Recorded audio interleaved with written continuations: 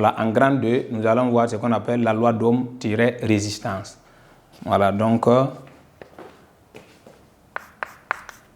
grand 2,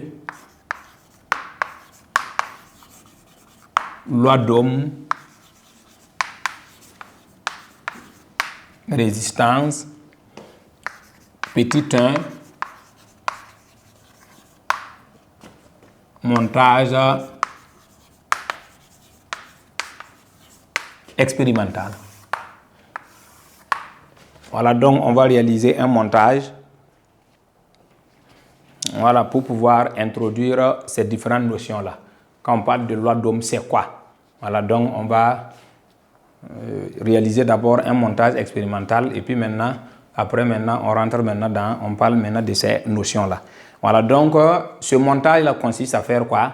Voilà, donc on va réaliser par exemple un montage comportant un générateur réglable, on va revenir voilà, sur ça, comportant également une résistance, et puis maintenant un voltmètre et un ampèremètre dans le montage.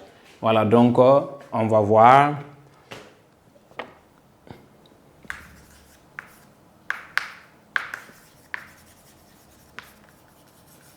Soit le montage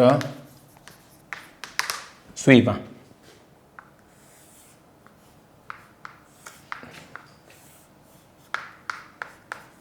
Ça, c'est une résistance ou bien un conducteur ohmique.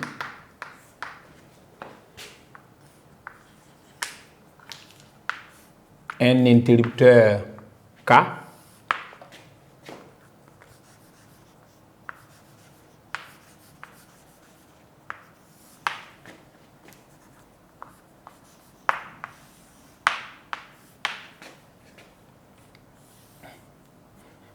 Donc ici,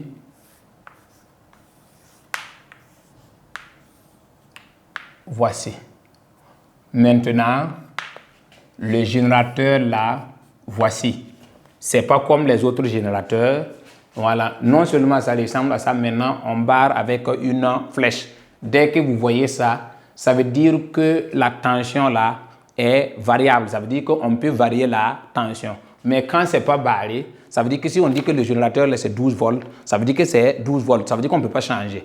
Mais si on barre comme ça veut dire que le générateur là est réglable. Ça veut dire qu'on peut faire varier la tension. C'est ce que ça veut dire. Voilà, si on varie la tension, ça veut dire que l'intensité également varie au fur et à mesure. C'est en fonction de...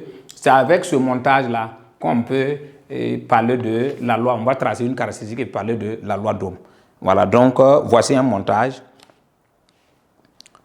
Maintenant, ce montage nous permet d'obtenir des relevés. Voilà, ça veut dire qu'un tableau, comme le générateur là, est réglable, ça veut dire quoi? Ça veut dire qu'on change, réglable, ça veut dire qu'on peut changer la valeur de la tension. Si on change la valeur de la tension, ça veut dire que U varie et puis en même temps I varie. Voilà, donc la tension aux bornes de la résistance, ça varie. Et puis en même temps, l'intensité varie au fur et à mesure. Donc, c'est cette variation-là qu'on utilise pour pouvoir établir un tableau. Et puis, c'est ce tableau maintenant qu'on va utiliser pour pouvoir construire ce qu'on appelle la caractéristique avant de parler de la loi d'Ohm. Voilà, donc, qu'est-ce qu'on peut dire? Ça, c'est quoi? Un schéma de montage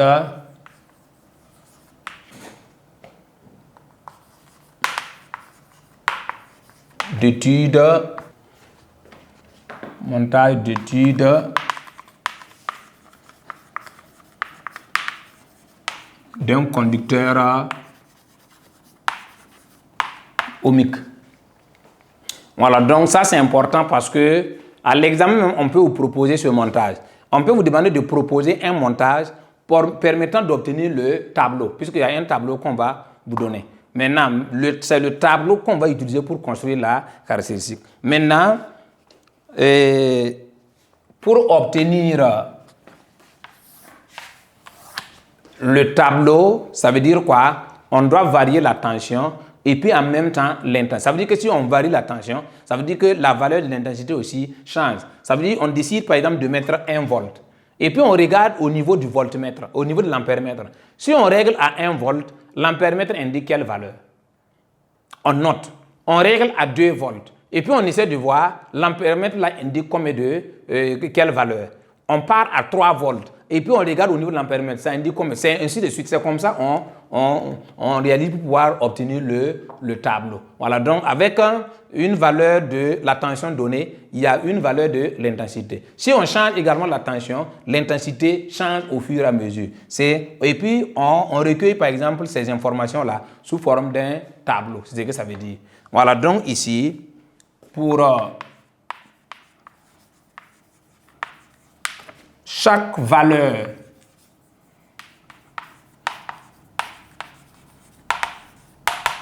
de la tension U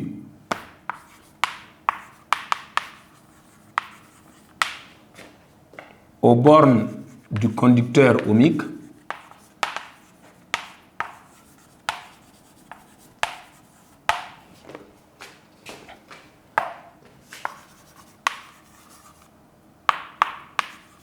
on relève la valeur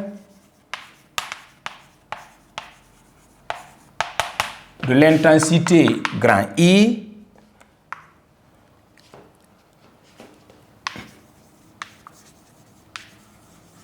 les données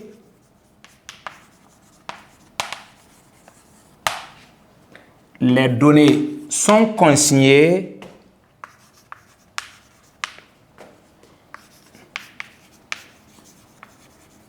dans le tableau ci-dessous. Donc, voici un tableau qu'on peut proposer.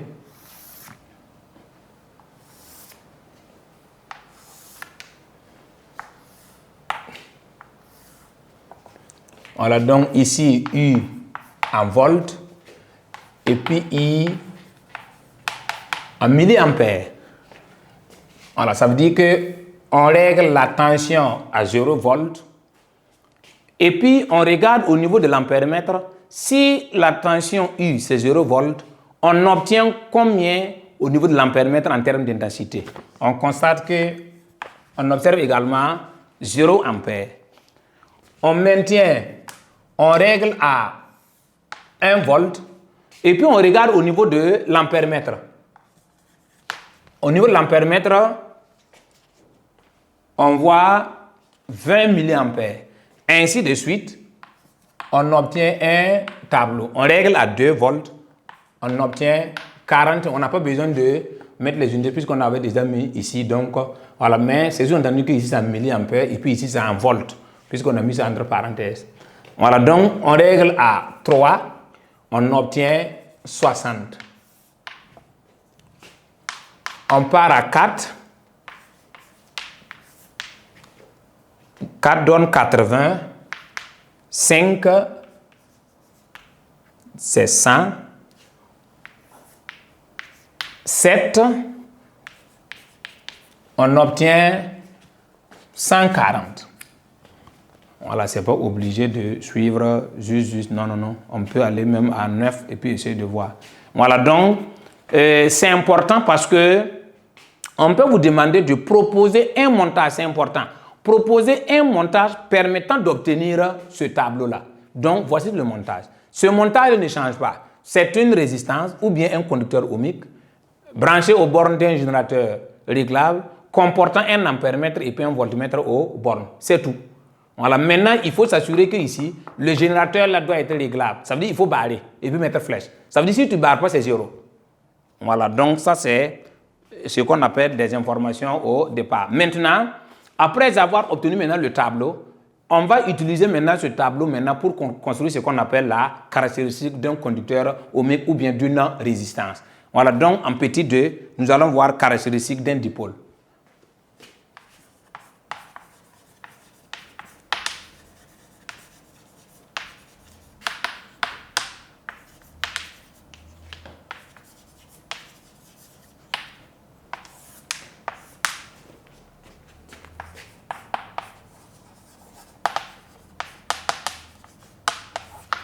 La caractéristique d'un dipôle, c'est quoi?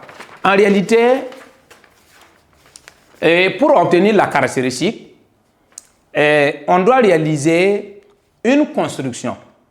Voilà, ça veut dire une construction de la tension en fonction de l'intensité. Voilà, donc la caractéristique d'un dipôle là, c'est la représentation graphique de la tension U à ses bornes en fonction de l'intensité du courant qui le traverse. Si on dit ça, si on dit tension en fonction de l'intensité, ça veut dire pouvoir construire la caractéristique, il faut mettre la tension sur l'axe des ordonnées et puis l'intensité sur l'axe des abscisses. C'est ça, on dit tension en fonction de l'intensité. Voilà, donc quand on dit tension en fonction de l'intensité, ça veut dire ça.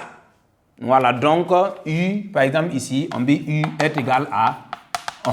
Quand on écrit comme ça veut dire que U là c'est sur l'axe des ordonnées et puis I là sur l'axe des abscisses. C'est ce que ça veut dire. Donc la caractéristique d'un dipôle là, c'est la représentation graphique de la tension U à ses bornes en fonction de l'intensité I du courant qui le traverse. Voilà, voici une définition simple que vous devez retenir. Voilà donc ici la caractéristique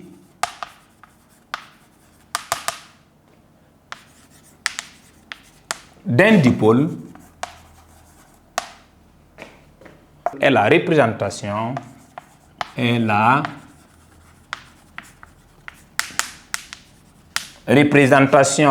graphique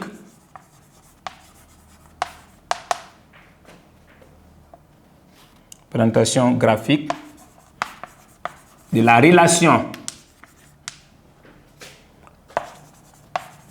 entre la tension à ses bornes